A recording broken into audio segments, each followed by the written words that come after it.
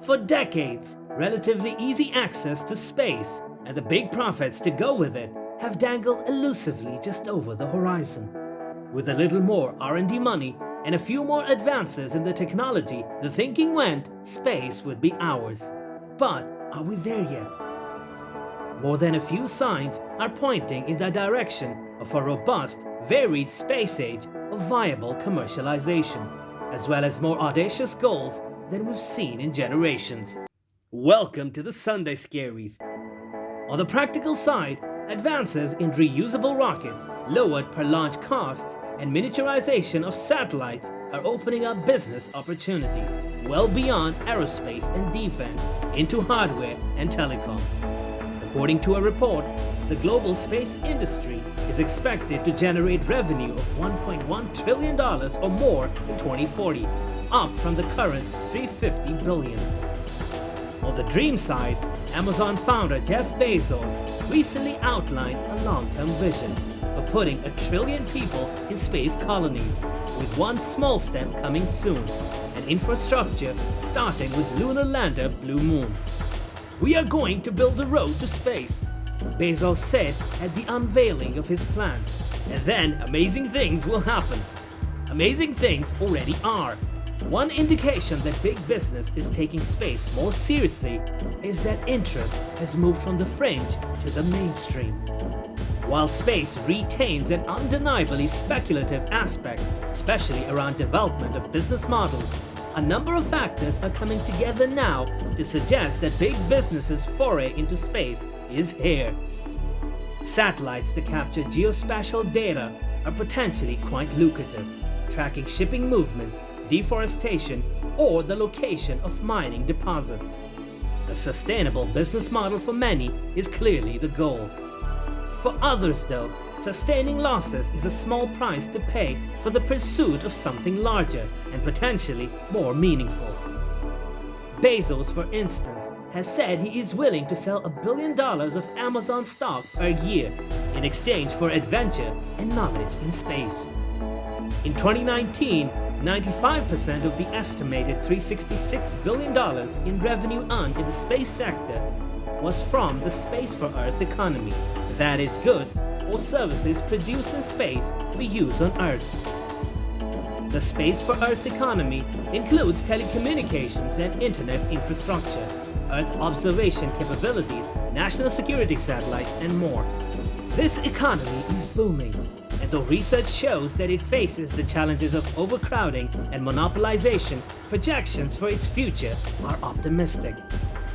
Decreasing costs for launch and space hardware in general have enticed new entrants into this market.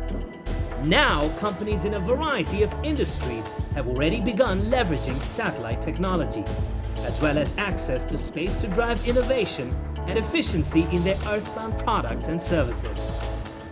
In contrast, the Space for Space economy, that is, goods and services produced in space for use in space, such as mining the moon or asteroids, has struggled to get off the ground.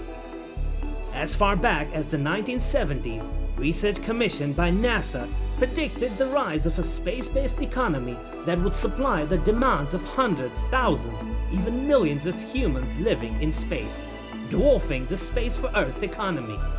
The realization of such a vision would change how all of us do business, live our lives, and govern our societies. But to date, we've never even had more than 13 people in space at one time, leaving that dream as little more than science fiction. Today, however, there is reason to think that we may be finally reaching the first stages of a true Space for Space economy.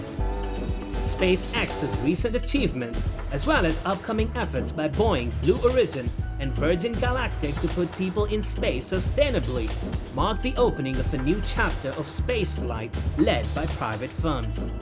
These firms have both the intention and capability to bring private citizens to space as passengers, tourists, and eventually settlers.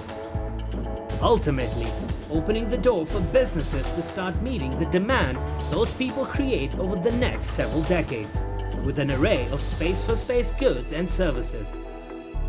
Recently, we examined how the model of centralized government-directed human space activity born in the 1960s has over the last 2 decades made way for a new model, in which public initiatives in space increasingly share the stage with private priorities. Centralized government-led space programs will inevitably focus on space for Earth activities that are in the public interest, such as national security, basic science, and national pride. This is only natural, as expenditures for these programs must be justified by demonstrating benefits for citizens. In contrast to governments, the private sector is eager to put people in space to pursue their own personal interests, not the state's, and then supply the demand they create. This is the vision driving SpaceX, which in its first 20 years has entirely upended the rocket launch industry. It secured 60% of the global commercial launch market and built ever larger spacecraft designed to ferry passengers, not just to the International Space Station, but also to its own promised settlement on Mars. Today, the space for space market is limited to supplying the people who are already in space. That is, the handful of astronauts employed by NASA and other government programs. While SpaceX has grand visions of supporting large numbers of private space travelers, their current space for space activities have all been in response to demand from government customers, that is NASA. But as decreasing launch costs enable companies like SpaceX to leverage economies of scale and put more people into space, growing private sector demand could turn these proof-of-concept initiatives into a sustainable, large-scale industry. This model of selling to NASA with the hopes of eventually creating and expanding into a larger private market is exemplified by SpaceX. But the company is by no means the only player taking this approach. For instance, while SpaceX is focused on space for space transportation, another key component of this burgeoning industry will be manufacturing. Made in Space Inc. has been at the forefront of manufacturing in space for space since 2014, when it 3D printed a wrench on board the ISS. Today, the company is exploring other products, such as high-quality fiber optic cable, that terrestrial customers may be willing to pay to have manufactured in zero gravity. But the company also recently received a $74 million contract to 3D print large metal beams in space for use on NASA spacecraft. And future private sector spacecraft will certainly have similar manufacturing needs, which Made in Space hopes to be well positioned to fulfill.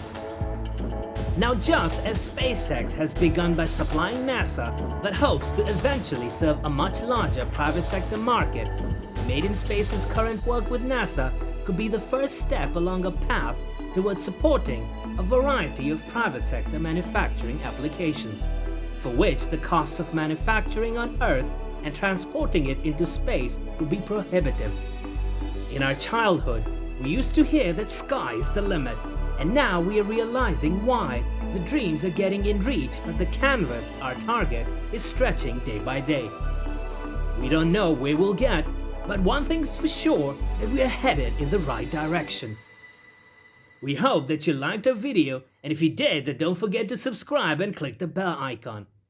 Your valuable suggestions are very important to us, so do post them in the comments section, and I'll see you in the next video.